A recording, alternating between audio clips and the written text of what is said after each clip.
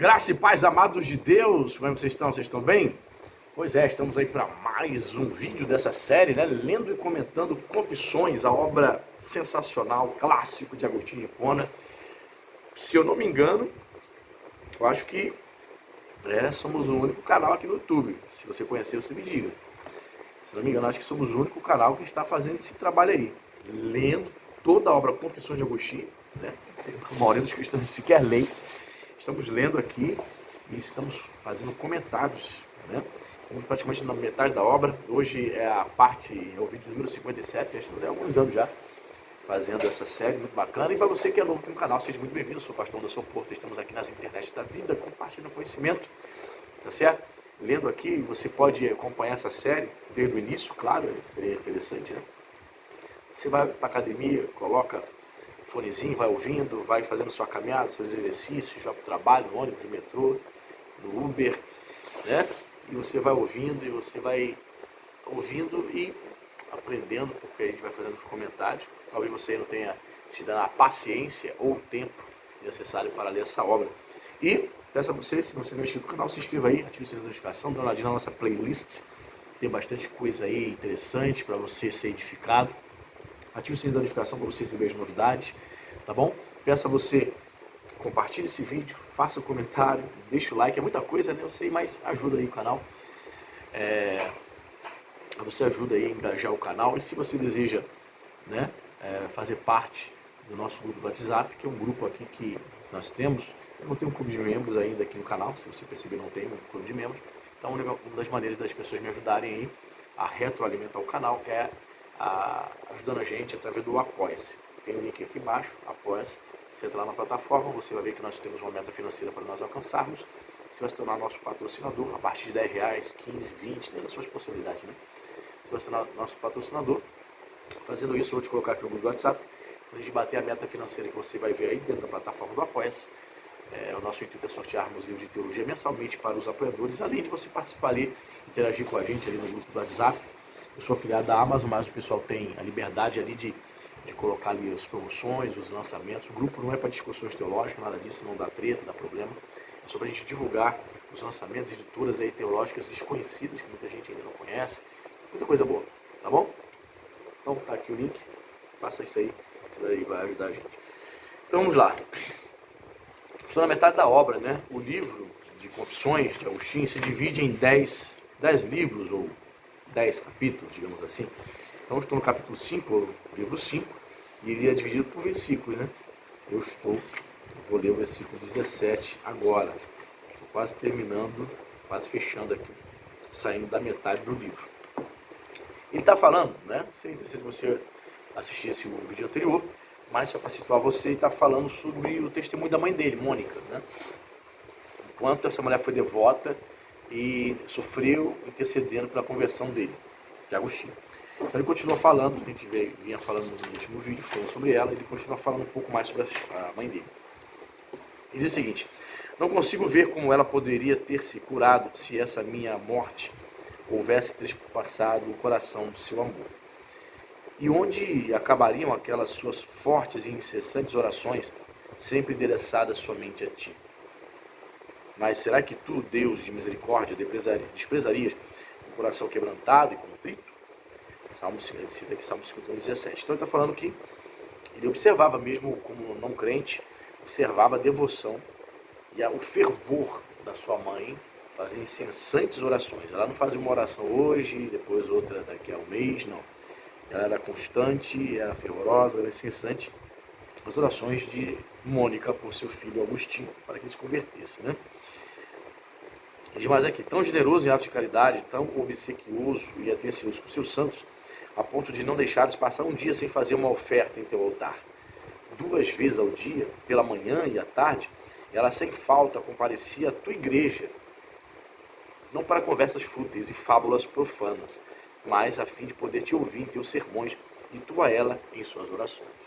Olha o testemunho bacana que dá da mãe dele, né? 2 vezes ao dia, né? Hoje os crentes, né? Tem tantas coisas, né? Os crentes, os cristãos, a vida tão corrida, tantas coisas, né? Que tomam o seu tempo, a correria no meio de semana. Às vezes o cristão só consegue tempo para cuidar da vida espiritual somente no domingo, né? O que não deveria acontecer. Chamados crentes domingueiros, não é isso? Você se dedica à sua vida, a cuidar da sua vida a semana toda, sua vida material, né? Mas a sua vida espiritual você dedica ali 1h30, 2 horas no domingo. Eu considero pouco, né? Deveria dedicar-se mais. Veja só a nossa querida Mônica, o testemunho do seu filho Agostinho. Ela comparecia todo dia, 2 vezes. Sim, ela seria chamada na igreja católica de beata, né? Na igreja pentecostal, protestante, raiz, assembleiana, ela seria uma crente raiz, aquela irmãzinha do círculo de oração. Então ele diz aqui que ela ia 2 vezes ao dia interceder por ele, orar por ele, claro, buscar Deus também por outros motivos de oração. E também ele diz que ela ia para ouvir o Senhor falar com ela através dos sermões, e o Senhor ouvia a oração de Mônica através da oração. Eu creio nisso piamente, o que o Agostinho está falando aqui. Nós sim ouvimos a Deus através da ministração da palavra. Paulo vai dizer isso em Romanos 10, né? Que a fé vem pelo ouvir a palavra de Cristo. Quanto mais você ouvir a ministração da palavra de Deus, a exposição das sagradas letras, é óbvio que você vai criar um relacionamento forte, né, com o Senhor, você vai criar laços, você vai se solidificar, sua fé vai aumentar. Enfim, você vai ser uma benção, né? Então ele dá esse testemunho da mãe dele. Ele diz mais aqui: poderias desprezar e rejeitar teu auxílio a alguém assim, que não te pedia nem ouro nem prata, ou algum bem passageiro, imutável, mas sim a salvação de minha alma, tu que a fizeste como ela era? Olha que interessante. Possivelmente ele observava pessoas, assim como os dias de hoje, né? Pessoas pedindo bens materiais, pedindo provisão, pedindo prata e ouro. Aí ele faz essa pergunta retórica: poderia o Senhor rejeitar a oração da minha mãe? Já que ela não se apresentava diante do Senhor para buscar as coisas dessa terra, mas a salvação da minha alma, o Senhor poderia rejeitá-la? Ele entende que não. Ele entende que a resposta seria um não. Deus não iria rejeitar, assim como ele entendeu e compreendeu que não rejeitou, porque aqui está convertido, dando testemunho acerca da mãe dele. Ele diz aqui: jamais, Senhor. Sim, tu estavas por perto, ouvindo e agindo, para que acontecesse o que havias previamente determinado. Longe de ti, decepcioná-la nas visões e respostas que lhe deras, algumas das quais já mencionei, outras não. Mas que ela guardava em seu coração fiel e sempre orando, te apresentava como algo escrito de teu punho. Pois tu, cujo amor dura para sempre, né? Ali está aqui no trecho do Salmo 106, verso 1, aqueles a quem perdoas todas as dívidas, também concedes que se tornem credores de tuas promessas. Rapaz, interessante, né? Longe do Senhor decepcioná-la. Ou seja, a ideia de que o Senhor honrou a fé de Mônica.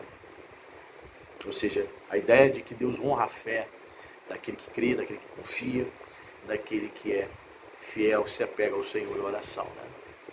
Interessante isso, né? Me lembrei agora de Ana, né? O caso de Ana lá no livro de Samuel, que clamava, que suplicava fervorosamente diante do Senhor para que pudesse ser mãe, para ter um filho. E Deus a ouviu de maneira que ela concebeu o profeta Samuel, né?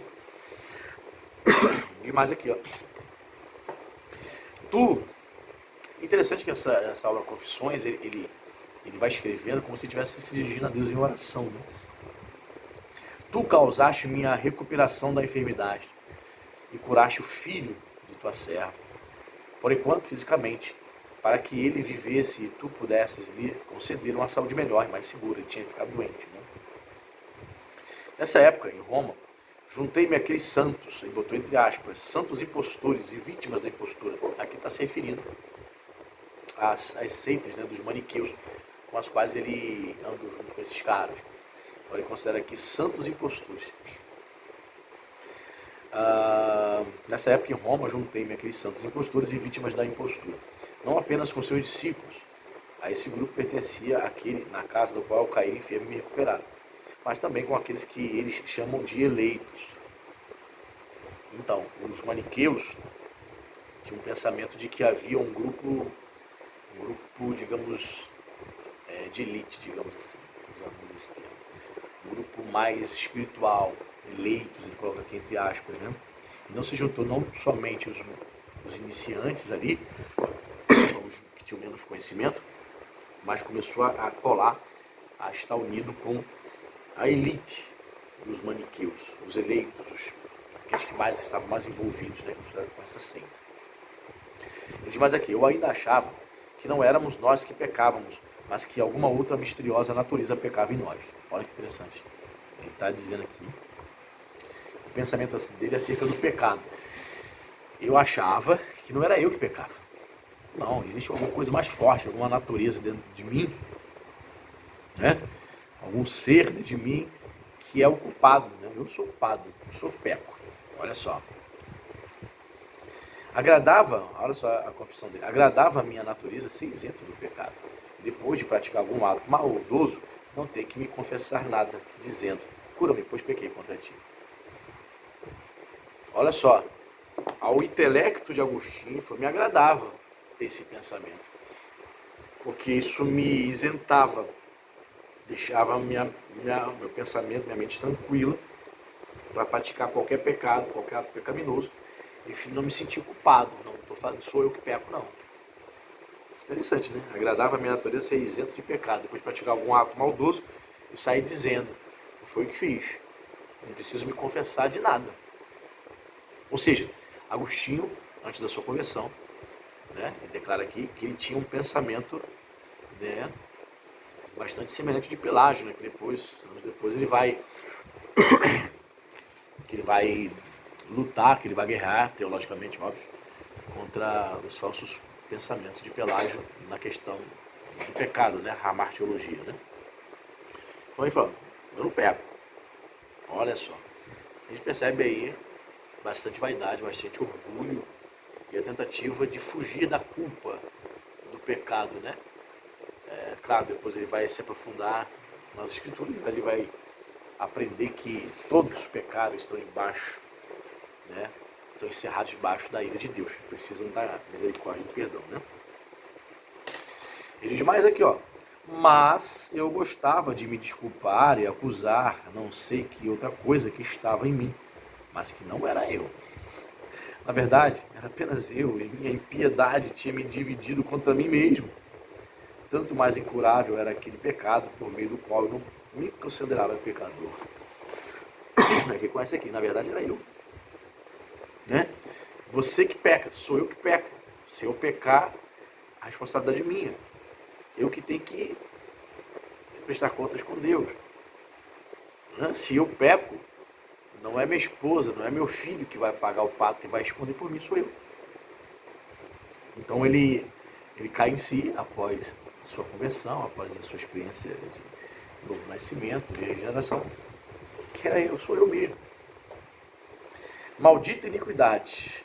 Era isso que me fazia preferir que tu, ó Deus Todo-Poderoso, fosses vencido em mim para a minha destruição, a ser eu mesmo vencido por ti, pela minha salvação. Ou seja, ele diz aqui, maldita a iniquidade minha. Ele resistia ao Senhor, ele entende que esse pensamento de que não necessitava de perdão, que não era pecador, que não tinha pecado, fazia com que Deus fosse vencido nele, ao invés de Deus vencê-lo. Ou seja, ele entende aqui que a sua natureza caída, depravada, o levou a criar uma resistência grande dentro de Deus, né? Tu ainda não tinhas colocado, abre aspas, Senhor, uma guarda à minha boca, vigiando meus lábios, não permitindo que o meu coração se voltasse para o mal, nem que eu me envolvesse em práticas perversas com os malfeitores. Faz uma citação com o Salmo 141, verso 3 e 4, fecha aspas, né? Por isso, eu ainda estava com os eleitos, entre aspas, eleitos aqui, ou seja, uma referência aos adeptos da seita dos maniqueus. Interessante, né? Ele ao mesmo tempo reconhece que é pecador, que toda depravação, todo ato pecaminoso, ele entende que ele é o único e completo culpado desses atos. Mas ao mesmo tempo aqui ele diz aqui, eu ainda continuava andando com a seita, ainda continuava no erro, no engano espiritual, ainda continuava andando com esses eleitos, ele falava aqui entre aspas, porque o Senhor ainda não havia colocado nos meus lábios, na minha boca, um guarda, não permitindo que meu coração se voltasse para o mal. Ou seja, ele entende ao mesmo tempo que ele é pecador, ele tem culpa no cartório, mas ele entende que precisava de uma intervenção sobrenatural para que ele pudesse se converter. O Senhor ainda não havia colocado um guarda nos meus lábios, o Senhor ainda não havia me freado para me impedir de me envolver nessas práticas com os malfeitores. Então ele entende, como um bom monergista que ele era, você sabe muito bem, ele entende que a ação inicial para a transformação do homem parte de Deus, né? Assim como a maioria dos monergistas entendem. Embora ele dizendo aqui, ele reconhecendo, né, ser pecador, parece, né, só parece, não estou afirmando, parece que ele entendia que tinha, sim, a responsabilidade, e tinha também a responsabilidade de rejeitar o pecado e tomar a decisão de seguir e servir a Deus, né? Enfim, é isso. Terminamos aqui mais, a gente sempre comenta dos versículos e a gente vai seguindo mais esse episódio aí, lendo e comentando Confissões de Agostinho. Até a próxima, compartilhe esse vídeo, dê seu like, seja nosso apoiador. Deus abençoe, em nome de Jesus.